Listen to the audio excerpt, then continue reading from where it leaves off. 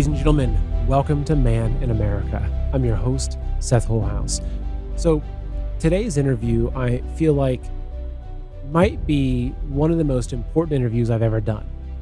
Not because I'm interviewing some super celebrity or some secret whistleblower, but because I'm interviewing a humble man that saw something extremely significant happening with the global banking industry, and he decided to make a documentary and write a book highlighting it. And this documentary and book are called The Great Taking. And what he saw happening was not just corruption. It wasn't just something like, maybe even seeing the coming of a real estate collapse like we saw with Michael Burry and the Big Short in the 2007, 2008. What he saw happening was so much bigger than that. It's something that I've talked a lot about, but I feel like when it comes to his documentary, his book, that I've barely scratched the surface of it. And that's The Great Taking. It's what he's uncovered is a massive, very calculated, decades, if not centuries long plan to take the private assets from every citizen in the world. Now, it sounds extreme. It sounds like a conspiracy theory. Well, maybe 5 years ago, a depopulation agenda may have sounded like a conspiracy theory, but now we see it. And what he does, though, is he details intricately how the legal basis has been established for this and exposes what's really happening and how this massive plan works into a central bank digital currency and ultimately how it works into a global control system. Now, if you're watching this show, somewhat often or even occasionally, you'll understand that these are things that I've talked about a lot. This is one of the greatest concerns that I have. And that's why I say that this is one of the most important interviews I've ever done, because the scale of what he's talking about is greater than anything we could possibly imagine. We're not talking about someone exposing a communist infiltration of the church system, or someone talking about corruption, or how they're killing off a Boeing whistleblower. Those are important stories, but what we're discussing here is something that literally affects every single one of us. Something that he's exposing is the plan and the agenda and the detailed work that has gone into creating a collapse, which then allows, through the collapse, it allows a few select global banks to seize our assets, even assets that you own. Even if you have a house that you have on a mortgage, okay, they could take that and make sense. But even if you have a house that doesn't have a mortgage, that you paid off the mortgage, they've still laid the groundwork to seize that asset. So it's absolutely significant. Now, before I get into the actual interview, I want to show you some of his documentary. I'm going to play maybe 5 to 7 minutes and just highlight some of the bigger points that he's made in the documentary, because it will help frame our discussion. And it's honestly an absolutely incredible story that he tells in it. And just, the documentary is free. There's going to be links to it in the description below the show. So if you want to go watch it after this, you can. There's not even email required. It's up on Rumble, YouTube, etc. He's also got a book that, the book that he also wrote, The Great Taking. It's also free. Let me go ahead and start, though, by playing, again, a small portion of the documentary, which will help set the stage for my discussion with David Webb, who's the man behind this. His name's David Webb. He's brilliant. He's humble. He's kind. He's on a mission. So I'll show you this little documentary, then we'll be getting into the interview. Power behind all of this is the private control of the central banks. And when you look around the world, they are all privately controlled. You are not allowed to know, actually, who controls the Federal Reserve and how it is controlled. We know that it is controlled somehow by a set of banks. So there is some kind of an ownership structure that extends through the banks that own and control the Fed. But something like this is done in all central banks around the world. If you notice, any country that has attempted to have a national bank is literally attacked and destroyed. They're not allowed to exist. So it is linked with the war machine, this private control of money. The intelligence agencies, the militaries globally would not be able to function as they are if they weren't linked with this money creation power. We now know that when we were kids, perhaps, we thought that the money you borrow from the bank is someone else's savings that they're giving you. It's a zero-sum game. I think we now know with the scale of the money created during the COVID period that that is not the case. The scale outstrips any real-world activity, and it's just created out of thin air. So this is the power that controls everything. They control all political parties, all governments, all the major corporations, the media, and this was the case leading into the 20th century. In this period when the velocity of money was collapsing, that is basically a collapse of their control system. The money is a very sophisticated control system because it requires almost no energy input. People are directed by chasing money incentives, but this power through chronic overuse, when it reaches this point where no matter how much money is created, it's not translating into actual economic growth, then it goes into a financial bubble, and then you get the major collapse of the whole system. Then they must have a plan to stay in control through that collapse, which will require physical control over people through the reset because the money control system has broken down. So this is why you have a period of terrible instability. So as we were entering the 20th century, velocity money was collapsing, then the Qing dynasty collapsed. It's a global phenomena that ended dynastic rule in China. Then in the period 1914 to 1918, the Turk-Ottoman Empire collapsed. The Austro-Hungarian Empire, the Russian Empire, Germany was destroyed, and the British Empire had passed its zenith and was really collapsing at that point. So it's a global collapse, and the people that controlled the banking power through that managed to stay in control, and they did it by subjugating populations. It's not about taking their money. It's not about taking their stuff, which they don't need. It's about suppression and subjugation. And that's the lesson when you look at this period in the 1930s. And that is what they have planned for this kind of a cycle again. And they've set up for it. So this plan to take all collateral globally and to collapse the system in a kind of controlled demolition where they end up controlling everything, this design was set in motion over 50 years ago.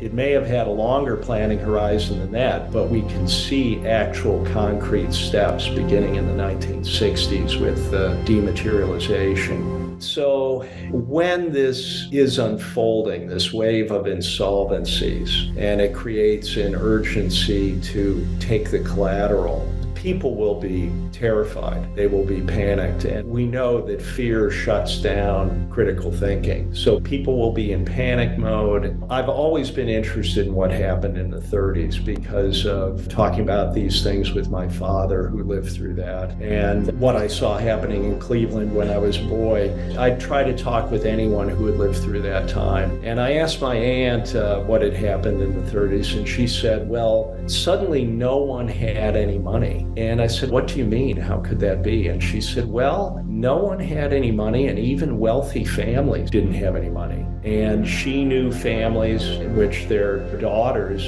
had been going to private schools and they couldn't afford to go back to school. When you really look at what happened there, if you close all the banks, which is what FDR did, he suddenly literally closed all the banks And then only certain banks were allowed to reopen, which were the ones controlled by the Fed. Well, then suddenly no one had any money. It's not hard to imagine when it's all just shut down suddenly. And then you have the problem that there was a drop in price level, drop in activity, and they kept the economic activity very suppressed for years. And I know that from family history through the 30s. My grandfather's engineering business, I know from a family letter, by 1936, which was 3 years after the banks had reopened, there was still no business. 3 years later, they managed to get through this, both sides of my family, because they had no debt.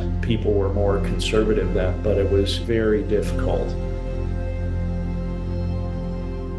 Now, the other thing that happened was the Federal Reserve was set up with a kind of inevitable logic that they would have to take the gold from the public, which was, of course, the monetary asset backing everything then. So the gold of the public was confiscated under the complaint that the public was hoarding the gold. But then what did the Fed do with it? The Fed hoarded the gold and did not use it to expand credit. They kept the conditions tight. So what do we have this time around? Gold is not the underlying collateral in this system. It's all securities globally. So they will be taken under the argument that, well, we have to save these systemically vital institutions so that we can restart the economy again. How could we restart the economy if they are not protected? So that will be the reason given. And it's like a game of Monopoly where all of the pieces, all of the money on the board are pulled back to the bank, and then they say, let's start a new game, and we'll start over from the basis that we have everything and you don't. So would you like to borrow something? And this is what the CBDC, the central bank digital currency, will be. It will be very difficult for people to refuse to use it because they literally won't be able to eat. They will have an app they can download. This will be the help. This will be the cavalry riding to the rescue. Just download this app and you can load your phone with some currency to allow you to go buy milk. But every time you use that, you're actually borrowing money from them. They have you. Again, it will happen very fast. This will unfold in a very frightening crisis kind of environment, and people will have difficulty refusing. And that's why it's so important to spread this awareness of this beforehand so that people understand what is happening and so that people can become engaged in this all the way to the top of the system. So you can probably see why I would say this is such an important interview. And I'm glad that he also mentioned there the importance of spreading this. So I hope that you could help share, if not this exact interview, the link to his documentary, his book. And I'll tell you though that the interview does end on a positive note because there are actual concrete actions being taken to help stop this plan from moving forward. So there is some light at the end of the tunnel, but by that same token, there's also darkness in the tunnel, which we have to face. So, folks, I hope you enjoy this interview with David Webb. Folks, I have a quick message for you. Look, the 2024 election is do or die for the globalists and communists that have infiltrated our country and are currently running it. And they either have to win or they're going to destroy America so nothing is left either way. And if you're the person that's watching this show and following this information, unfortunately, you have the weight on your shoulders of making sure that your family is prepared, especially as we head into this next year and this next election cycle, because unfortunately, I think it's going to get rough. And one of the ways I know they're going to target us is through our food supply. You can see all the food factories burned down. You can see the warnings of coming famines and food shortages and everything like that. And food is one of the number one ways totalitarian regimes have always used to control the population is destroy the food supply. So if you don't have at least 2, 3, 4, 5, 6 months worth of stored food, I highly recommend you take that very seriously because look, as I mentioned, if you're the person that's watching this, you're the person that carries the burden of making sure your family is prepared. I would recommend at least 6 months, if not a year, of storable food. So if things go haywire, whether it's grid down or terrorist attack from what's coming across the border, that your family can safely stay in place and you can feed your family. So, folks, today, go to heavensharvest.com and make sure you get your storable food that'll last for up to 25 years. Just in case things go south, you know that you have what's going to take to feed your family, which is so, so critical for us to get through this next stage of history. So go to heavensharvest.com today, order your food that'll last up to 25 years, and use promo code Seth to save 15% on your entire order. Again, that's heavensharvest.com and use promo code Seth, SETH, to save 15% on your entire order.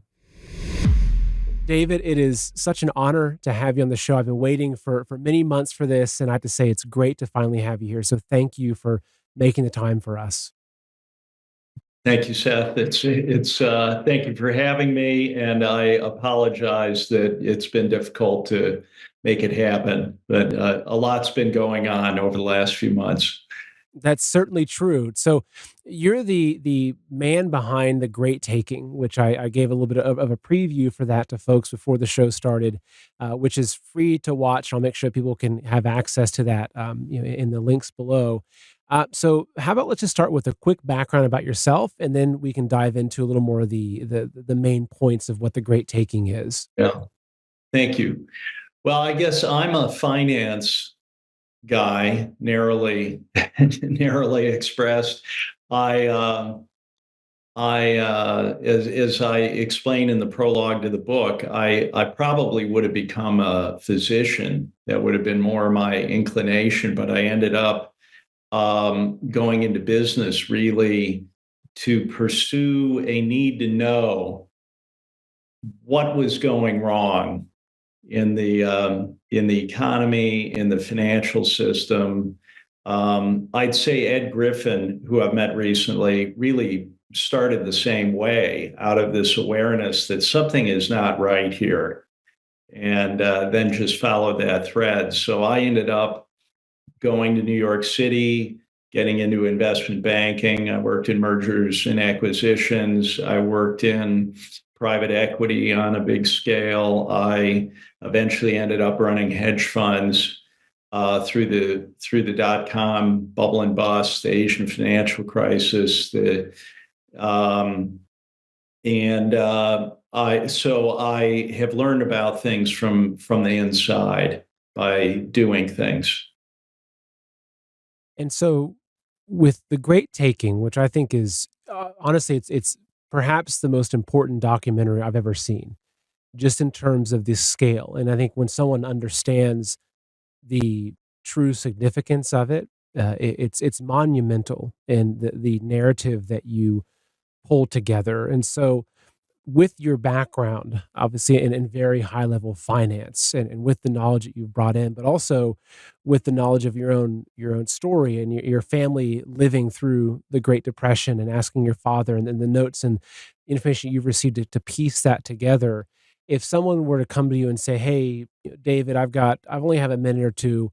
What's this Great Taking about?" How would you summarize the main points of what you've presented in such a complex, work of art, the production of what you've created? Well, it's the simple the simple thing is that property property rights to securities are have been subverted. So it is no longer a direct property interest as people commonly think of it. It is now a contractual claim to your property, which is actually very weak in the event of insolvency in the financial system. And this is a hugely significant change. So for centuries, securities, think stocks and bonds, were personal property. And that meant that if there was insolvency in the financial system, that was not your problem. You had an immediate right to take back your property, and if it was not returned, that was theft. Now this is no longer the case. So it has major implications for society. This is not just an exposure for individuals. It's also all institutions, pension funds, insurance companies, even the biggest, most sophisticated financial players really have not understood this. Um, so they are told that their accounts are segregated, and they have taken comfort in that, and can want to feel they can tell their clients that they're protected because their accounts are segregated. But that is only in the books and records of the account provider at the lowest level in the system. And we know from a very detailed legal response provided by the Federal Reserve to something called the Legal Certainty Group in Europe that was investigating how to conform the European system to this model. Beginning in the 2000s, they were working on this. We know from this response from the Fed, so this is not conspiracy theory, it is not conjecture, that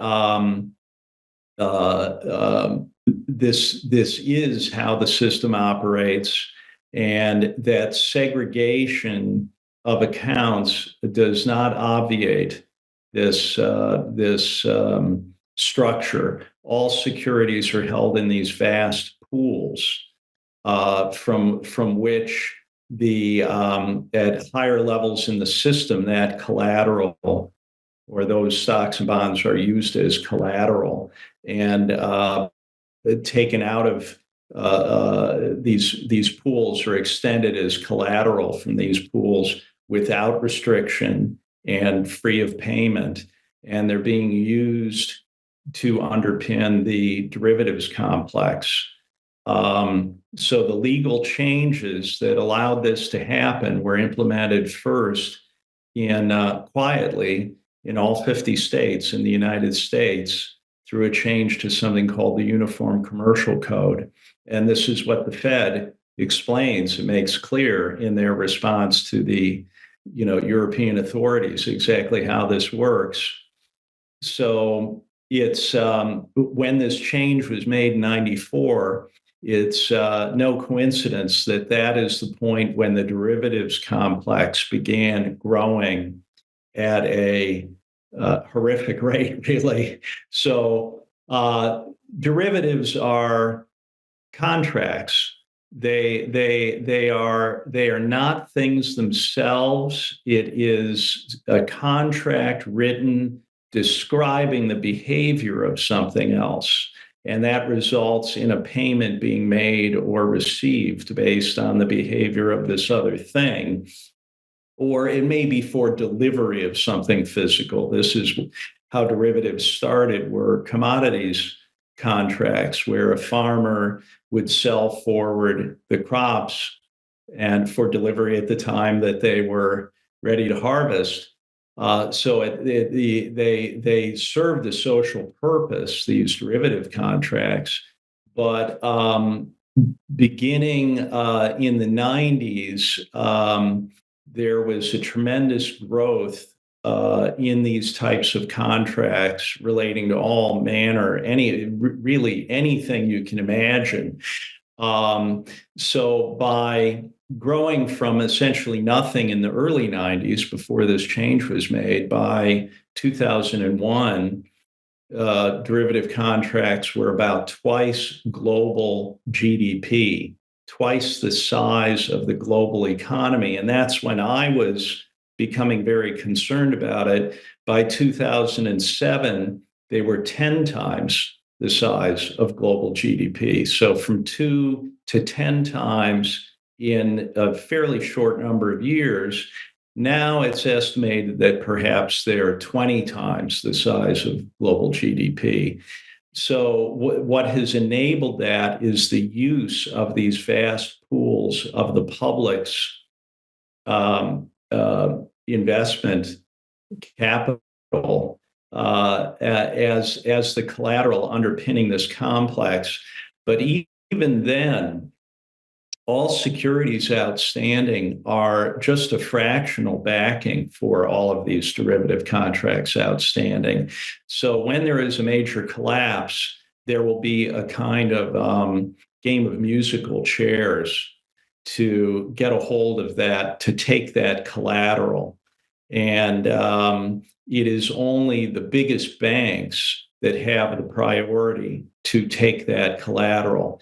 And they have made legal changes to assure that. And there is the industry itself is discussing the very real prospect that there will be failures that can bring that about.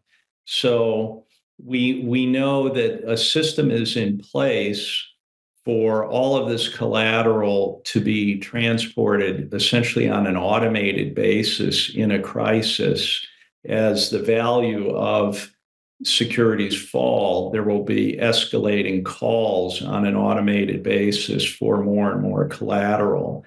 And that is ultimately flowing. There's a Bank for International Settlements document. I show the chart in the book showing that this collateral flows from the collateral givers, which are all manner of institutional custodians, equity trading desks globally, through an automated collateral management system, and ultimately to the central clearing counterparties, which are the entities where all the derivative contracts are now centrally cleared. And it will be the secured creditors behind, and only the biggest banks as secured creditors that are protected to take that collateral. So I know that's been a lot to explain in a few minutes.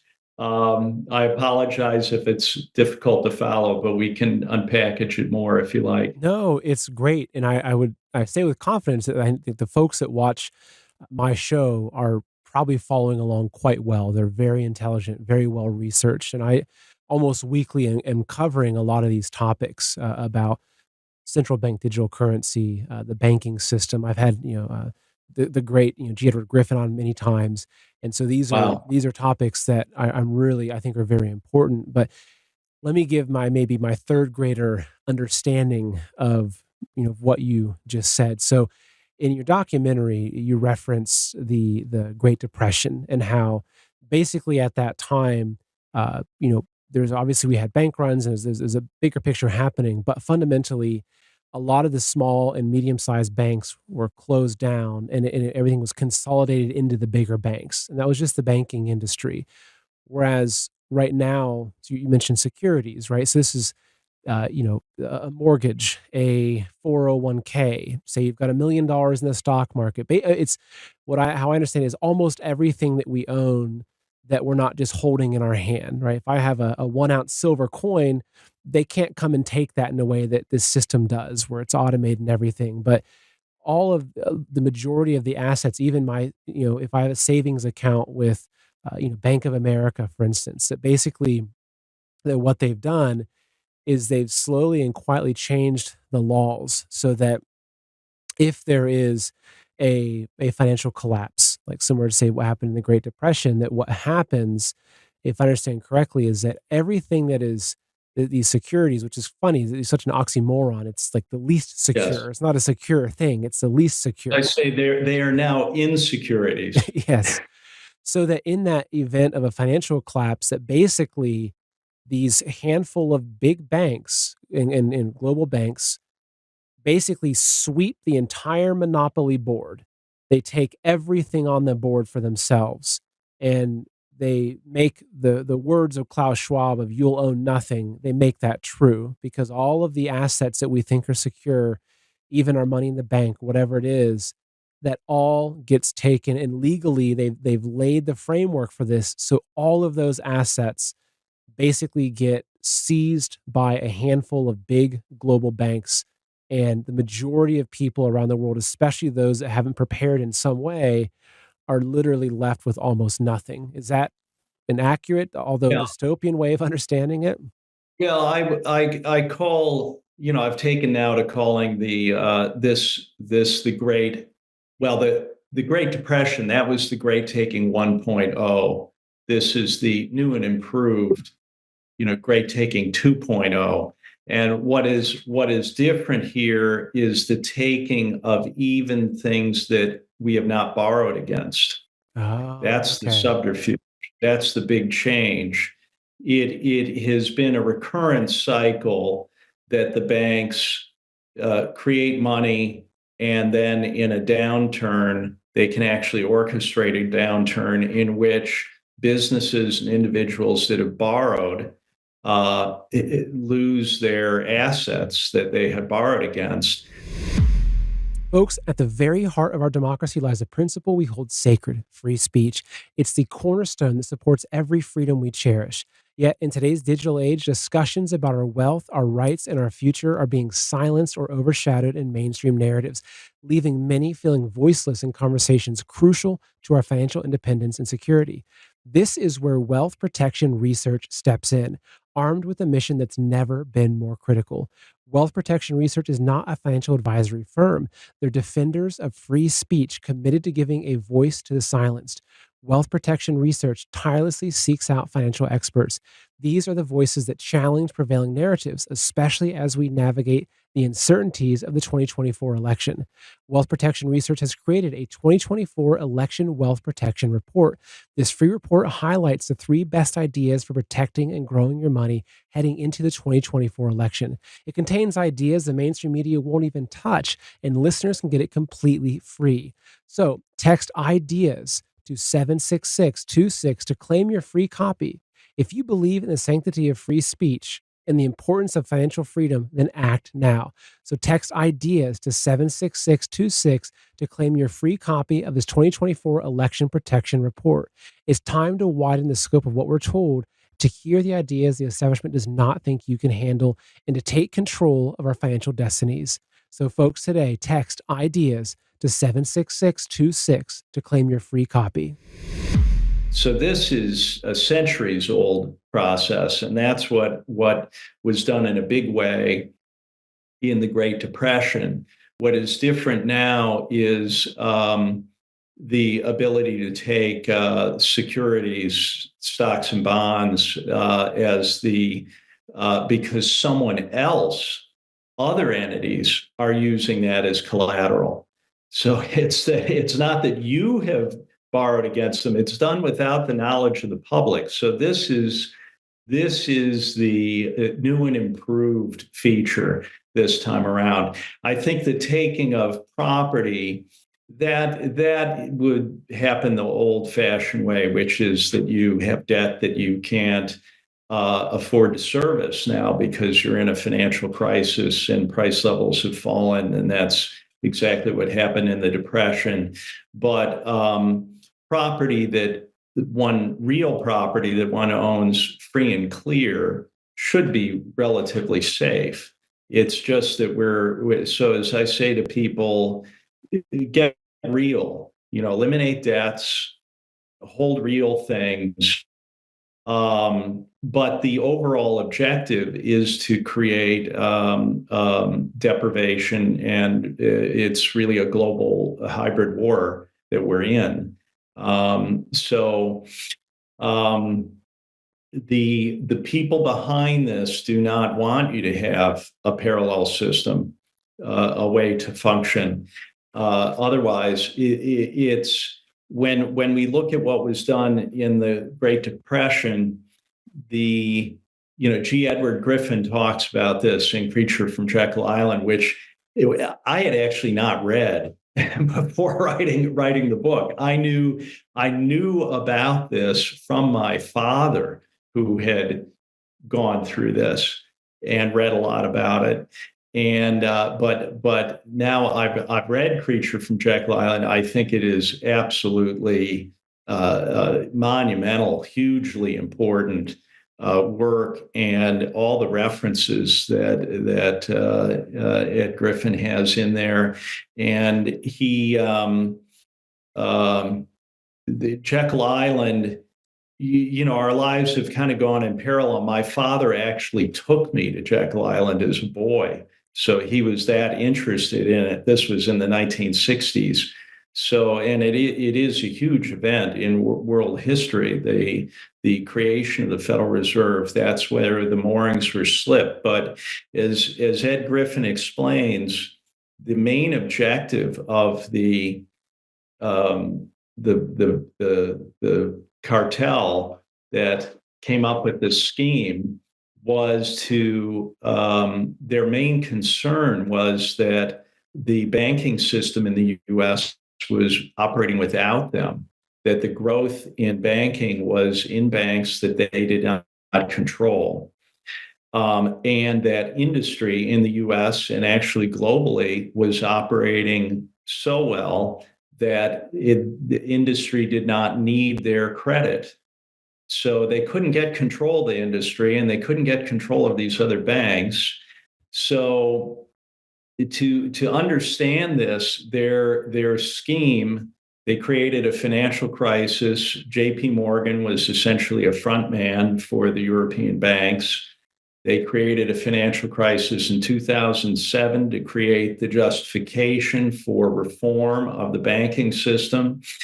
And then they put that in place on essentially Christmas Eve, the day before Christmas Eve in 1913. Then the war begins 8 months later. So these central banks are always born in warfare. Their tremendous power is escalated through the creation of debt-based money to finance the war, and that's exactly what happened. So if you imagine if the debt had been produced by the Treasury directly, then the public would have owed that money essentially to itself, and the interest payments would have been going essentially within the society. But by inserting this privately controlled central bank, now there's essentially all the resources of the economy are going to this cartel. And that's how the banking power ends up controlling the government, not the other way around. All political parties, all the media. So so the war came off right on schedule. Essentially, the Bank of England was started the same way. The Federal Reserve is modeled on the Bank of England. So they created a boom through the 20s, and then they created the bust by fomenting the banking crisis and then keeping conditions tight through the Great Depression. Now, why would they do that? Well, it worked very nicely for them. They literally put out of business all their competitors. 9,000 banks were forced to close. And then the public lost all of their cash deposits. And this is something that will happen again, but their debts are not expunged. Their debts are consolidated into the banks that are slated to carry on. So in this case, it was only the Federal Reserve banks that were allowed to reopen and banks selected by the Fed to consolidate the debts. Then, for good measure, all of the gold held by the public, which was broadly held, was confiscated.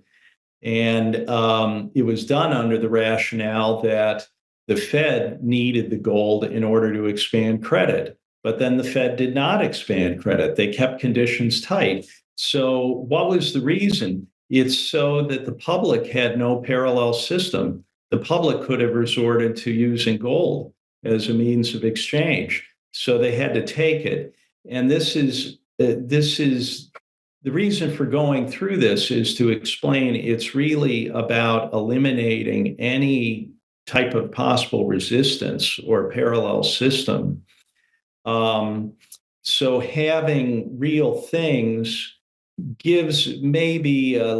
allows us to not be the first to fall, so to speak. But we're in a war when this is happening, and ultimately that has to be stopped. There's no way to hide from this because it's global. There was a documentary that was recently being shared quite often called, I think it was All Wars Are Bankers' Wars. And it Yes. was going into this exact thing. Basically, if you look, behind the scenes of who was financing the wars, but also what came out of the wars, it became very evident that it was actually this long-term, multi-generational plan being carried out to consolidate power. And the whereas, and we actually we were talking to J.R. Griffin about this, about how, first it's gaining the money power, whereas right now money is power in the current world where there's private ownership. And look at, Elon Musk. If he wants to buy a social media company, he can. He's not beholden to follow the censorship requirements of Google, for instance, or the government even. He's, gone against that. So right now we do have this private ownership. Let's just say that right now I won the lottery and I won, $100 million. I could take $100 million and donate it to a political campaign. I could take it and I could buy a media company, whatever. That gives me power. So there's money in that power. So they've been working to consolidate a lot of that money. But then what, as Mr. Griffin has, talked about, but then once they've consolidated enough, then the switch happens where they then deplete everyone's assets and they no longer rely on money for power, because then they just resort to physical control, which, you talk about central bank digital currency. These are the mechanisms that will allow them to have physical control over what we eat, what we purchase, where we can travel to, and that, because then it doesn't really matter anymore once they eliminate that private ownership. And so, looking at this from the bigger picture, you talked about how the founding of the Federal Reserve, and how a lot of these same banks and characters were then behind the Great Depression, right? As a way of then advancing that agenda and gaining more control, eliminating the private competition of all these thousands of banks, et cetera. And then they come out with more power and more control on the other side of that. So right now, if you look at the timeline of, the financial crisis of, say, 2007, 2008, the changes that allowed to be put into place, you look at what they're doing with the money printing, with the just, trillions and trillions of dollars of money creation, with no concern about when the music stops, right? So if you combine all of these different things that are happening now with the foundation that they've legally laid to seize everything once this collapse happens, do you think that they know, and that we are heading into that scenario of some sort of massive collapse? I think you talk about a collapse of this financial system. It seems like it's not like a Great Depression or a housing collapse, but the system itself collapsing. Do you think that we're heading into that? Yeah, yes. In a word, absolutely. I mean, this is unlike we've grown accustomed to having crises that have been used, as they say, don't let a good crisis go to waste, and they've been used to put in place certain measures. For example, the key thing. There were a number of key things that happened in the 2007-8 crisis that was used for. But the most significant thing is that all derivative instruments are now centrally cleared. And that was done based on the argument that it was too risky to have counterparties. So we have to have the central counterparty behind everything. And what that does is to create a monolithic risk, so that these things are really designed to collapse. There is very little of any kind of backing capital behind these entities, and people working in these entities and related entities are talking about the very real prospect that they can fail, and that it would just require the failure of one major member, one or two major members, but even their own stress testing analysis is based on that being a discrete event, meaning the failure of that entity, assuming no contagion effects of the failure of a major member, which is absolutely not what happens in a financial crisis. There will be huge contagion effects throughout the entire system. So they know that this is a deliberate design for the failure of these things. And what has been done here is to very deliberately, over decades, put this in place globally so that property property rights, which would have allowed people, public would have been bulletproof in that scenario, could have just said, well, here's where you deliver my property when you fail. So they severed what was property, they turned that into a contractual claim, which makes you an unsecured creditor to your own assets. But then at the other end, what are derivatives? They are contracts. They are constructs that never would have had direct property rights, that would have been unsecured in the event of insolvency. And through this very deliberate construct, they've given only the biggest banks super priority to these pools. So, and now that will only come into play in basically the end stage collapse. That's when that will come into play, when these central clearing counterparties fail. Folks, how do you feel? Me, I feel great. And one of the reasons I believe I feel better is because I take Balance of Nature's fruits and veggies in a capsule. They have an amazing story how this product was developed by Dr. Douglas Howard. It's right there on their website. Balance of Nature receives over 1,000 success stories every single month. They have hundreds of thousands of customers who've purchased billions of capsules of their fruits and veggies over the past 20 years. You should check it all out on their website. Their products are gluten-free and non-GMO, and they contain no added sugars or synthetics.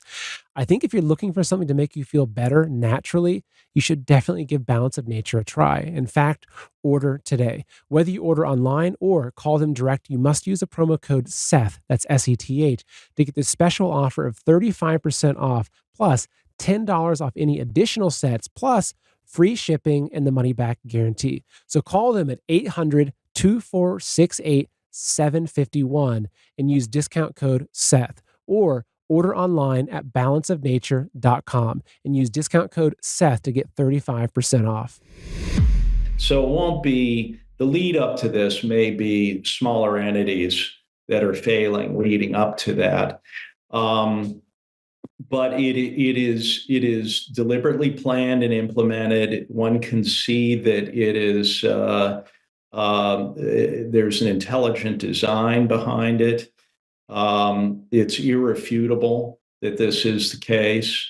So it was not done for no reason, and we're leading up to the reason. But as I say, it's intelligent, but that doesn't mean it's not insane. We have to. I think people, even the people that are abetting this, are not fully conscious, of course, of what is coming, and that's where our hope is to, by making this apparent to people, we can all face up to this. Even the people in the control group behind this have inherited this situation, and they need to realize this is not going to be a good thing for anyone. It's a kind of insane logic that has been pursued to this point. So this collapse scenario, how, because it's hard for me to even compare these things. I know that you've put a lot of time into studying what things were like during the Great Depression, what happened to people, like what were the wealthy families, what were their lives like amidst that, what were the poor families like. So you've understood that, but that was just as far as I understand, it was pretty contained to America. It wasn't a global contagion, in terms of Well, I'd say it was. I'd was say it was. I know that from, I'm in Sweden now, and it's really an epic story. There was this guy, Ivor Kruger, who they called the Match King. He built, a major global um, industrial empire based on monopolies for matches, selling matches in different countries, but was involved in many, many, many industries and was a brilliant man. Um, and he died mysteriously. He supposedly committed suicide, but the gun was in the wrong hand. He was not left-handed. Also, his finger on his left hand had been broken, so he couldn't have used that finger to pull the trigger. So he was murdered, and this was right in during the Depression, and uh, uh, all of his industrial empire was consolidated in Sweden by a very powerful family, the Wallenberg family, that controls one of the biggest banks here. Um, and so the banking interests took over this industrial empire. And the same thing, so this was happening in Europe, in the US. When I started studying this during the dot-com bubble, I thought we were entering into a process like this. And I went down to the Cleveland Public Library and went through all the commodities chart books and stock charts. And you see that probably 80% of all public companies ceased to exist. They all went bankrupt. All commodities bottomed at a hard price low of the prior 60 years. So it is the basically industrial control is wiped out and consolidated into the control by the banking power. So they were willing to do that deliberately to consolidate their power. And, as I mentioned, they were concerned that industry was operating without them. And from that point, they made all of industry dependent on their debt-based money creation. It worked quite well. and so looking at where what things were like then, the Great Depression era, this collapse scenario, what does it look like? Is it how significant is it? How much would it change the way of life for the average American? What would that scenario look like? Like, I think a lot of people they think of, they might think, okay, 2008 crisis. There's layoffs at the big banks, and a lot of people they might lose their house because they can no longer afford their expensive mortgages. And but most people living today haven't lived through something like the Great Depression, and I think especially in America, we tend to have this confirmation bias that or the normalcy bias, right? That well, things are always going to be good now because we're in the modern America and we're pretty bulletproof. And those were the old days, but it's not going to happen again. But what would you say it would look like? Well, I think that people have to understand this is the culmination of a process and plan that results in a global totalitarian system. Um, so the the um, the central banks are not capitalists. They they have funded every totalitarian regime. They've been on all sides of every war. Their power grows through warfare, and I've gone into things like I found here my grandfather's copy of Road to Serfdom, which was written by Friedrich Hayek. It was printed in 1944, the copy I have. So he was writing toward the end of World War II.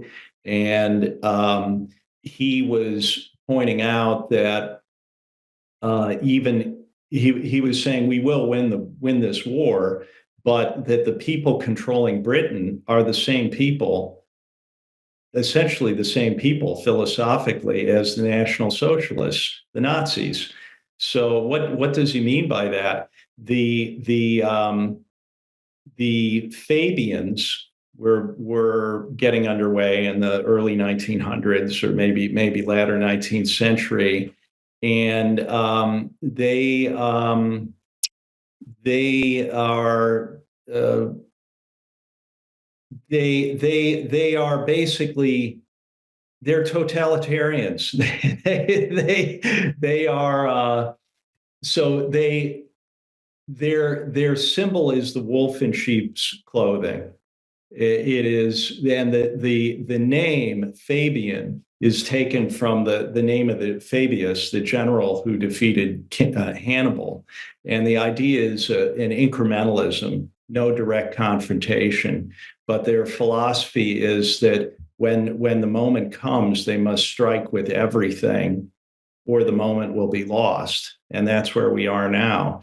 But the thing to understand about the Fabians is the London School of Economics, which seems pretty mainstream, that they are Fabians. People like Gordon Brown, who was Chancellor of the Exchequer through the financial crisis, Tony Blair, they are Fabians. And to give a flavor for that, Bertrand Russell, who was a Fabian, he wrote a book in 1953 about the future of humanity and the impact of science. And they have this idea that because of science, the world will have to be totalitarian. There's no real rationale beyond that. And what he is arguing in this book is that if we are not to have a global war, we need to have totalitarian government, but we will need something equally as threatening as war, and it will probably have to kill a lot of people. And he talks specifically about maybe it could be a disease that kills a lot of people. This is 1953, and when he's writing this, and he also says that in order to have a one world totalitarian government, we can't allow a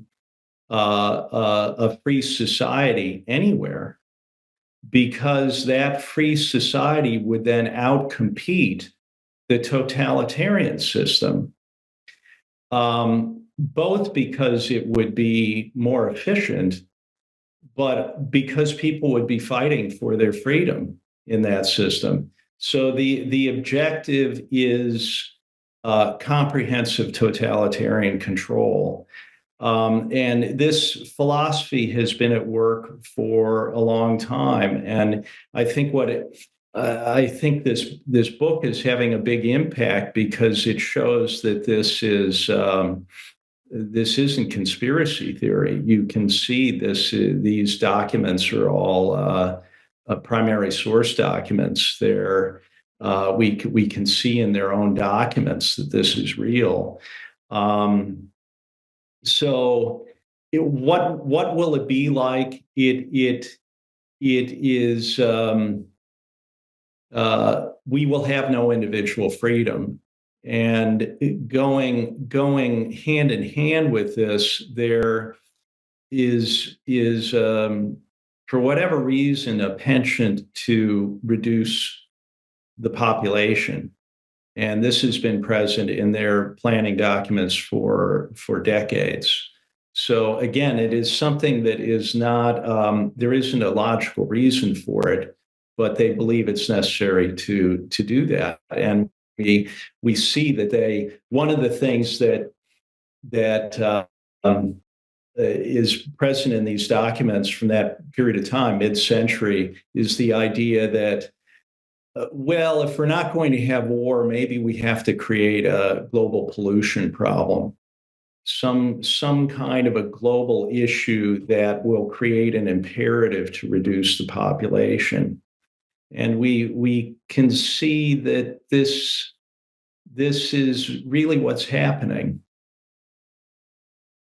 In terms of timeline, I know that no one has a crystal ball, but this, you mentioned this, this end collapse stage of when it finally reaches a point when these large few banks end up seizing all these assets, but how it leads up to that through a series of collapses. And we saw last year with SVB and different banks initially collapsing. We had some bank runs happening, but it was calmed down.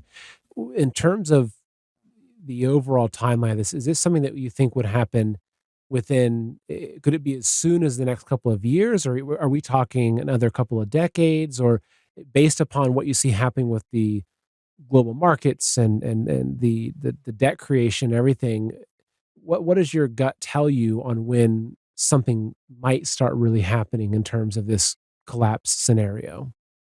Yeah. Folks, perhaps you'd agree with me when I say that over the past 5 years, the mainstream healthcare system's credibility has plummeted. Alternative healthcare systems that aren't beholden to medical consensus or big pharma are on the rise. Sweetamine is time tested and proven to boost your life with better health. It's one of the leading products that helps with inflammation and daily aches and pains. Just because you get older, it doesn't mean that you have to feel old.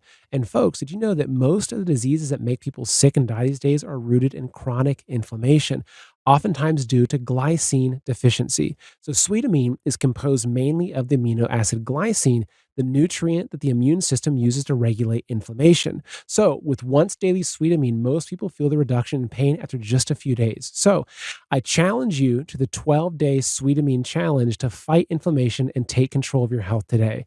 So folks, buy sweetamine online at sweetamine.com or call 855-GET-SWEET. That's 855-438-7933. And make sure you use promo code SETH, SETH, to get a nice discount on your purchase. Well, I think it's happening. I think we're in it now.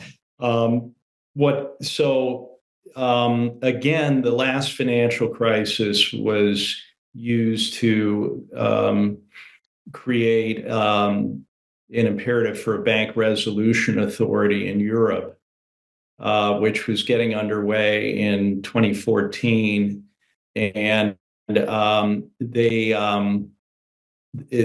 are planning documents by this bank resolution authority, and we can see in their documents that in the 2022 document, they were saying that by the end of that year, all the biggest banks would have to have the procedures in place to wind down their derivatives books, just the biggest banks. And so we passed that point. And now then in their 2023 planning document, they were saying all of their plans for the they call it solvent wind down of the banks, would be operational by the end of 2023. So we've passed that point. These things are in place. Now, what they mean by solvent wind down, they acknowledge this in the document, is that it's not possible for all banks to be wound down solvently. So it will only be certain portions of the biggest banks that are prepared first, essentially to front run the system. So that is in place. The other big point is that after interest rates were held at zero for over a decade, this very sharp escalation from 0 to over 5%, that has produced a scale of insolvency that is beyond comprehension, really, in the world. Now it is being papered over right now, but it is so the example I give in the book and the documentary, it's very simple. If you have a bond that is there's something called a perpetuity, which just makes the math simple. It has no maturity date. It's paying 5%, or let's say it's paying $5. And if market rates are 5%, it means the bond is worth $100. Because $5 is 5% of the 100. But if interest rates are then dropped to 1%, five is now 1% of $500. So think of what happens if you drop interest rates from 5% to zero. The scale of artificial wealth creation, it's a mirage. It is hundreds, many fold increase in the valuation of things. So this is what happened from 2008 until fairly recently. Now, if you take that bond back, if you take interest rates back from 1% to 5%, you just do a round trip on that. The bond goes back to being worth 100. So you have an 80% decline in value. Now, all securities would be impacted by that. Not just bonds, but essentially equities are theoretically valued based on discounting back future cash flow streams, but also all real estate is impacted in the same way. And that's, when they talk about this impending real estate collapse, they talk about the vacancies due to people changing where they're working. The much bigger impact is that all these things are massively underwater in terms of their valuation versus the debt. So this cake is baked now with this move up in interest rates. I have to say, it is totally bizarre that it is being propped up in this way, and that the stock markets are at these very lofty levels. There's no rational basis for it. It's just pure money creation that is holding these things up, and that support can be withdrawn at any time.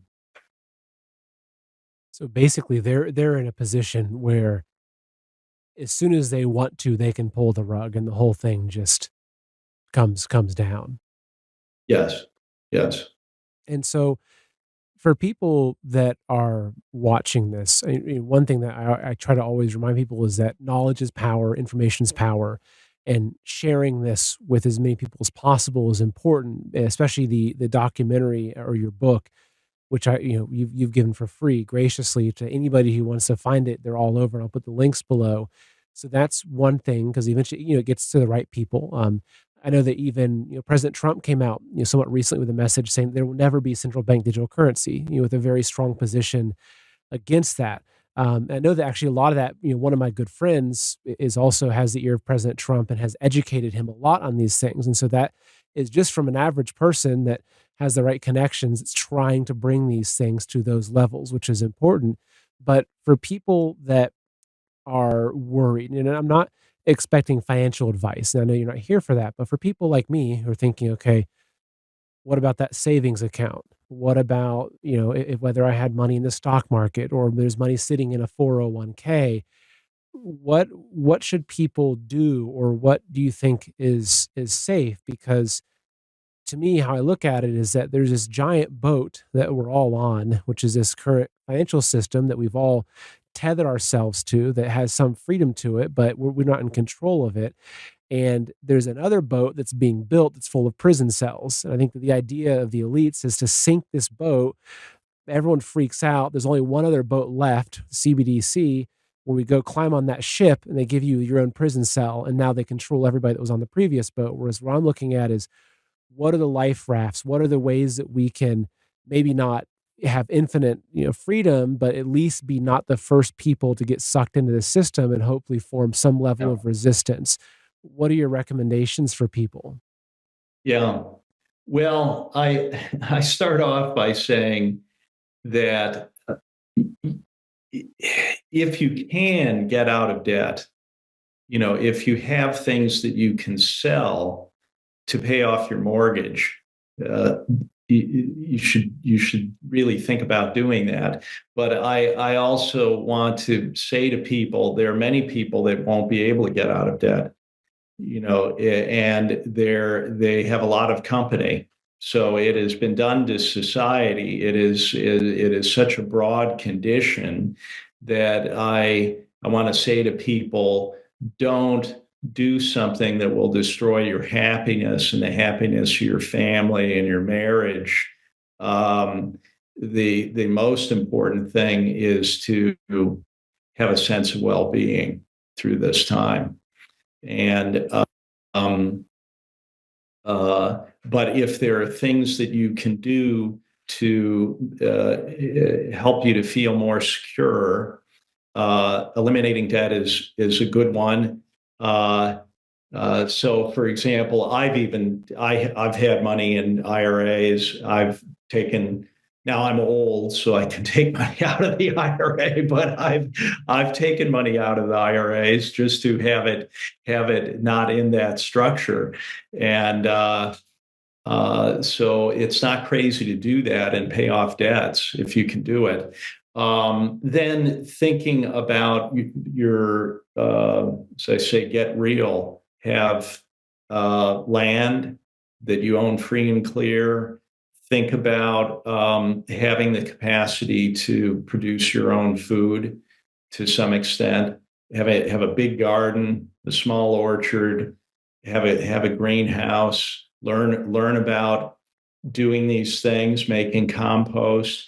We can see that the food supply is being degraded, and that the cost of food is being driven up, I believe, artificially. Um, so if you can, if you can produce food, this is part of a real economy. Doing something, and being in an area where other people are doing that as well. These are all very positive things one can do. That's really helpful, and that's been a big, kind of approach that I've taken with my own life. Now we're out in the country on 7 acres. We recently bought a house, so I've got to get that mortgage taken care of. Unfortunately, we're going to deal with that. But gardening, we're going to be building a chicken coop again soon, setting up gardens and fruit orchards, and but also I've tried to stockpile a lot of things, whether it's food or ways of defending ourselves, from tyranny, to put it, kind of PG.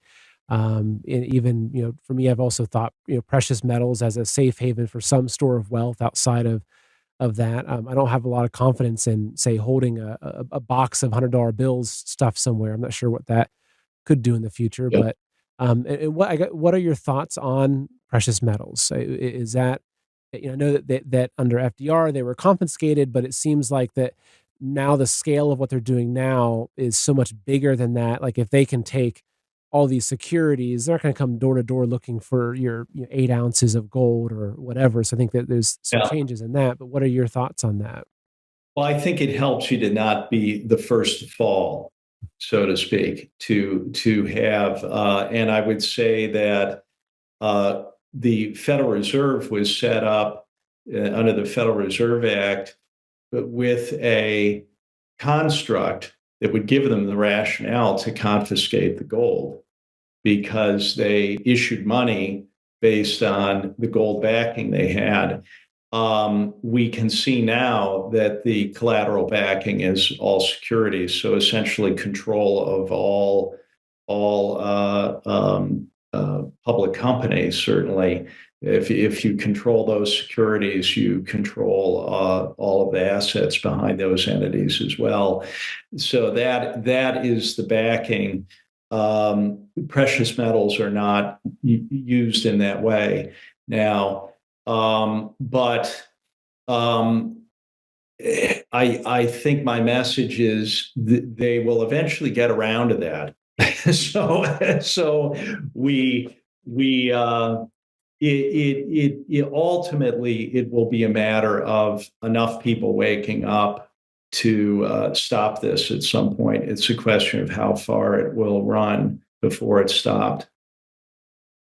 And that's a really good, I guess, final point to make in this is that ultimately there's billions of us and a very small number of these people. And what I fall back on and understand the scenario is that fundamentally God gave us free will. We have a soul.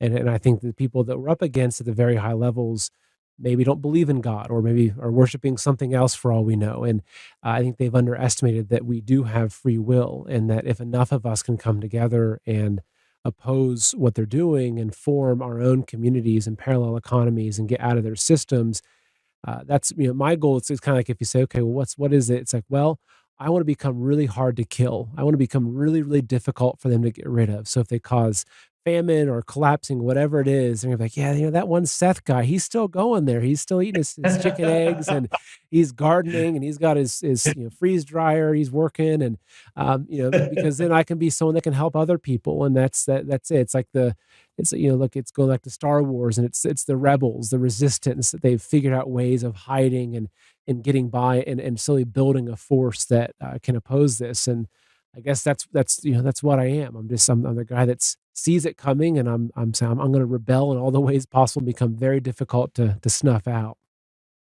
Yes. Well, I believe we are heading toward a profound, very positive reversal point because their power is based entirely on lies and deception.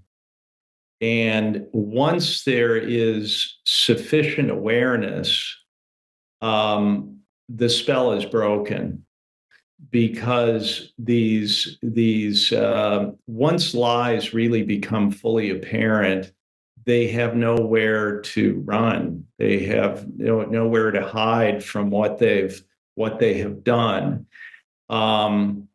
So it's a matter of getting to that point where there are enough people, there's a collective awareness of this. And the reversal point for the people that have been behind the lies and the deception can come very quickly. And they themselves will they'll fold. I believe that's what will happen. It's totalitarianism never works. It's a horrible thing. It's not. It begins with social promises of socialism that it's benevolent, and it looks benevolent to begin with, but then it flips into being malevolent, and it never works because for things to function, you need personal autonomy, constant reorganization to if we're going to meet unmet human needs, you must have that kind of fluid reorganization to handle those things. And a centrally planned totalitarian system doesn't allow that because it's not about meeting human needs. It's the opposite. There's one thing I want to read really quickly as we wrap up here, and you mentioned the power of just people awakening and how their strength comes from lies and deception. Well, there's a book called "Behold a Pale Horse" by a guy named William Cooper that I was very, very monumental in me breaking out of those lies. But he started the book with this little, I'm not sure if he called it a poem, but I found it quickly here, and it says, one basic truth can be used as a foundation for a mountain of lies. And if we dig down deep enough in the mountain of lies and bring out that truth to set it on top of the mountain of lies, the entire mountain of lies will crumble under the weight of that one truth. And there is nothing more devastating to a structure of lies than the revelation of the truth upon which the structure of lies was built, because the shock waves of the revelation of the truth reverberate and continue to reverberate throughout the earth for generations to follow, awakening even those people who had no desire to be awakened to the truth. And I've always found that to be such a powerful, um, little, not really a poem, but it's a powerful piece of literature in helping us understand the power that we have in truth. And that when enough people see the truth, the entire mountain of lives collapses. And it doesn't just collapse at that moment, but it reverberates for generations to come. I think that that is it. I think that in hundreds and hundreds of years, people will look back and they'll still see the lessons of what we learned when the world became covered up by lies and what that created. But then what happened when those lies were broken, and hopefully the story of that truth will carry for generations, and it will not be allowed to happen again. There's just, I think it was yesterday, I became aware of this quote of St. Augustine, and it was a gentleman named Eddie Hobbes, who is working in Ireland to stop the WHO Treaty, advancement of the WHO Treaty. Um, Began a little piece he did with this. The truth is like a lion. You don't have to defend it. Let it loose. It will defend itself. That's really good. Actually, here I found that to pull up here. Yeah. The truth And is like a lion. I think we are reaching that point where just by exposing things, it can't be hidden. And I mean, this is another whole topic. I know we're out of time, but that's what has happened in these states. This is what happened in Tennessee, in the state legislature, in exposing this. It can't be refuted, and it's not going away. And it is now the lion that is that is out there. So we should all feel encouraged by this. And so, I think so. I know maybe you'll edit this down, but what happened in oh, Tennessee no, by please bringing do. We don't have a. Please take time to explain it to us, because there's no okay strict time limit. I really okay want to well hear what you have to this is say. very important. What happened there is well, first of all, I did not initiate this. This was initiated by other people in the U.S. that became activated to change the Uniform Commercial Code, and then contacted me. And it was like a miracle to me that there was this group of people working on this. So it is down in Texas. It's something called the Pro Family Legislative Network and Wall Builders. And then people from the Heartland Institute in Chicago. And then this heroic couple in North Dakota, Betty and Don Grandy. And they're in a coalition working with legislators across the country, but have been working now with key changes in the Uniform Commercial Code. So they began that process. They contacted me. I went over to meet with them and legislators in South Dakota, which was the first state to bring the bill. This heroic woman, Rep. Julie Auk in South Dakota. And the only way they stopped the bill there was through the tactics to subvert it, to keep it from being heard. So the banking lobby lied in the committee hearing, and then no opportunity was provided to rebut those lies. But there was This is the essence of the lie. In the Uniform Commercial Code, it in Article 8, in the 500, somewhere in the 500 section, it says that entitlement holders have priority over the claims of secured creditors of the intermediaries. So the entitlement holders have priority over the creditors of the intermediaries. And this is what was used at the time that the amendments were being made in 1994. People were assured in the accompanying statement that it was about providing priority to the entitlement holders.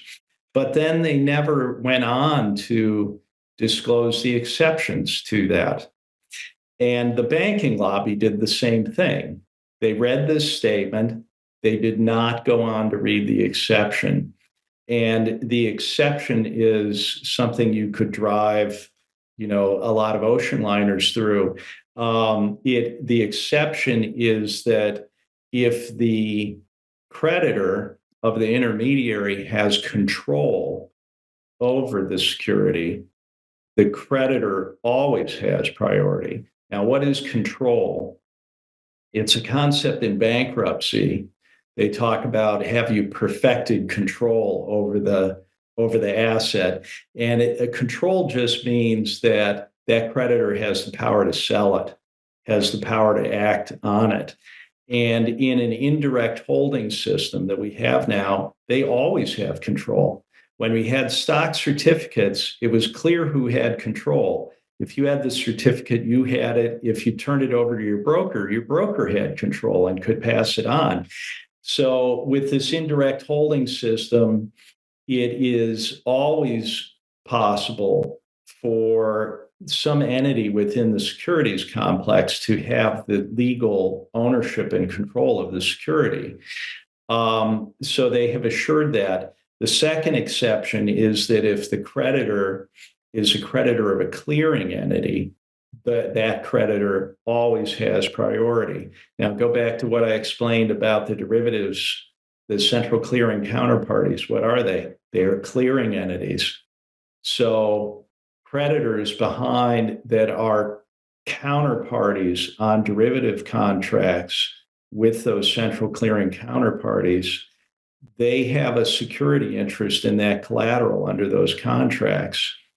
But only the biggest banks have this super priority as the creditors to take the collateral in the derivatives complex. So the banking lobby can't speak to any of that. So they lied about it. They just read the first statement and then they prevented any hearing of the matter. Then there were enough legislators that they voted in a special procedure to force the bill back on the floor. And then in that process, the leadership in the House prevented it from being discussed on the floor and said, this has been fully aired in the committee, stop wasting the people's business, called for an immediate vote, and it was prevented from progressing. So then that was in February. So what this did was to show that this, when people, some months back, when people would read the book or see the documentary, some part of them, I'm sure, would say, this can't really be true. But to have it in a bill that the banking lobby cannot refute, they actually have to lie about it and use procedural tactics to keep it from being heard, that says this is real. Then in March, we go to Tennessee, and there's a video showing this first hearing in the House subcommittee where the bill, what the bill does is we know it has this first statement that the entitlement holder has priority over the secured creditors. You let that stand and you just strike the exceptions. It's as simple as that. It's an elegant change. And one can see that it is irrefutable that this is in the law. It's very simple to see if you just look at it. So this bill was passed 6-1 in this House subcommittee. And then there was and they sent Andrew Guggenheim, who is legal counsel, in-house counsel for the Securities Industry Financial Markets Association. So they brought their big guns and other banking lobbyists, and they could not, basically their testimony was nonsense. They said that that these changes in the UCC did not change property rights. That's an assertion of theirs, which is an outright lie. And secondly, that the language is to allow for margin accounts, allow people to have a margin account where they are borrowing against their own securities. If you make this change, then all account agreements would be invalid and it would create a terrible problem. And people, so let's just not change anything. This was their argument. When just by looking at the code, you can see it's not about the creditors of the client. It's about the creditors at another level in the financial system.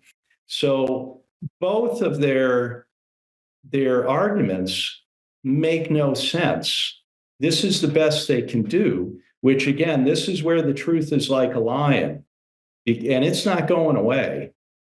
So it's out there. They cannot speak directly to the facts here. So this is the exposure that is happening. So they then accelerated. There was so much, I think, excitement around this. They accelerated the Senate hearing to the next day. And it was passed unanimously in the Senate.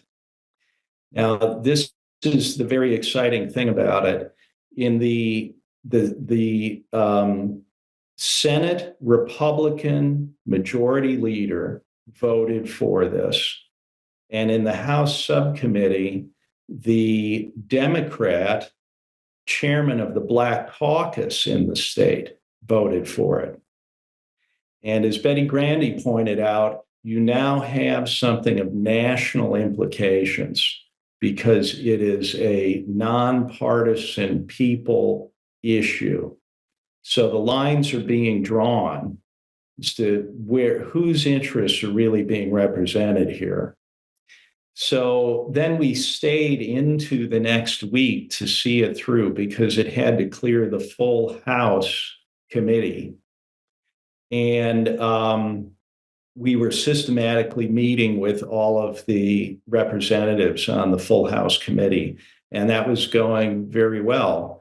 And that was the hearing was to be on the Wednesday. So on the Monday, we were doing this. And then something happened on Tuesday where it changed sharply. And we knew the banking lobby had done something.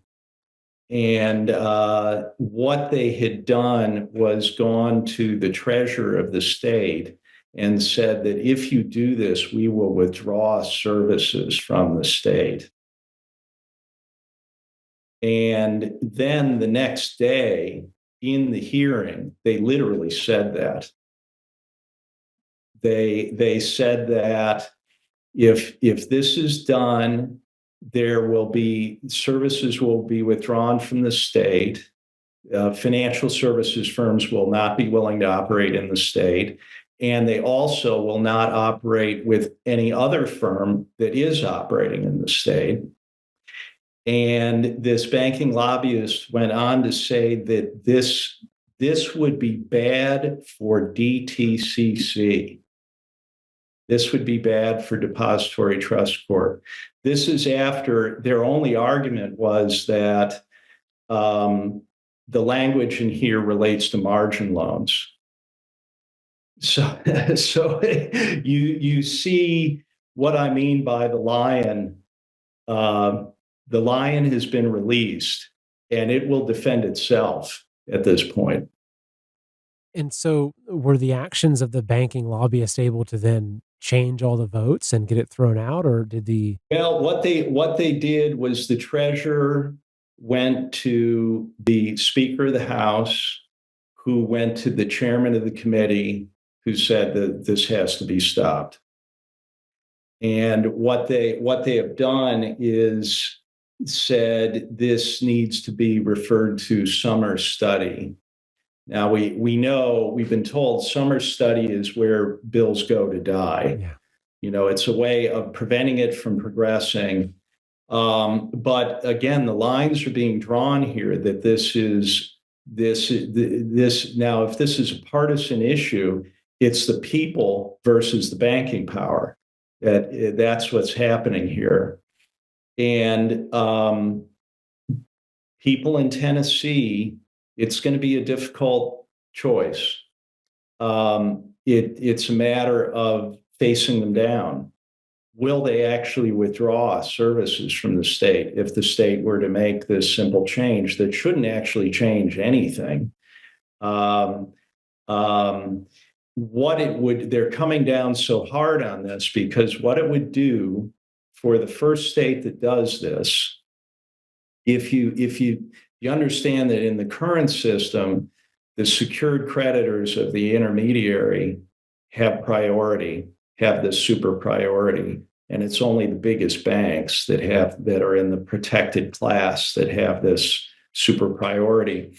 So all other entities, pension funds, individuals in all the states are beneath that to get their own assets back from the pools.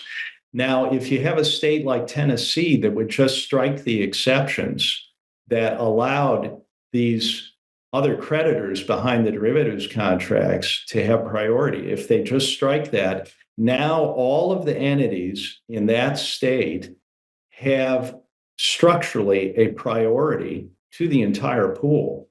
They are now ahead of the secured creditors, and all other states that have not made the change are below the creditors. So the first state that makes this change becomes a haven for asset protection globally when they do that. And I know there are people globally that have asked me and said, if you can figure out where to do this somewhere, please tell us, and we will move assets there. The other part of this, when we were in South Dakota, just beginning this process with Julie Auk, she is actually an investment advisor. She's an unusual one because she actually cares deeply about her clients and their exposure to this. And she realized that she had responsibility to them and liability to them. And I woke up the next morning thinking about that, and this image came into my mind of the medieval castle town, where the castle is up on the hill, and there is a generous area that is enclosed in the town walls, and the people are invited to settle inside the town walls. And those people think they're so grateful that they're being protected by the Lord who is up in the castle. What they didn't understand was strategically, they were there to provide a buffer for the Lord in the castle. So any attacking army would have to go breach the castle, the city walls, and go through the townspeople before getting to the castle. Now, that is an analogy for the financial system. People in the financial services complex think that their interests are aligned with the lords in the castle keep. They are fodder between the public and the castle. and they are the displeasure of the public will be visited upon the people in the financial services industry when this happens. So they are being set up as patsies when this happens. So again, there can be a turning point in terms of consciousness here, where people in the financial services complex realize, wait a minute, it's actually, we're being set up. It's better for us to actually make it safe for our clients in some jurisdiction where we are. So that's interesting and encouraging. It makes me think of a state like Florida, for instance, where a lot of times you see these legislations being pushed forward, and you see people flocking to move to those kinds of states because they agree with this. So even though it seems like Tennessee, they're being threatened, and hey, we're going to pull this. You're going to have a great financial struggle because we're going to pull our support and everything.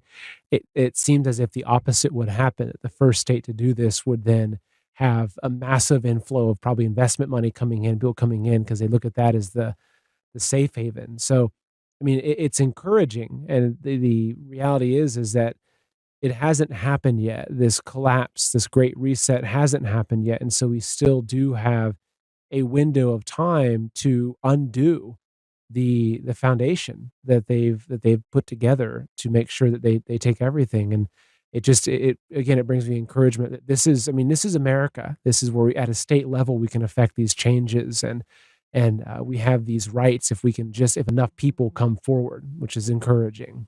It's essential. The constitutional republic is essential that for all of humanity that we save this, and the only way to do it is through action at the state level. We know it can't be done at the federal level. Europe, the European Union is monolith. It's not possible to do it in Europe. I don't believe the individual nation states are controlled to such an extent. So we still have a chance in the U.S. to do this. We certainly do. And it starts with sharing this information, educating people. I'll bring up, this is the webpage, thegreattaking.com. This is where folks can download the book if they want to read, or there's links to watch it on YouTube, Rumble, etc. I'll make sure that the links, especially to the Rumble video, that the links are put in the description below. David, do you have any final words in closing for people? Well, I I think we're at a spiritual awakening here.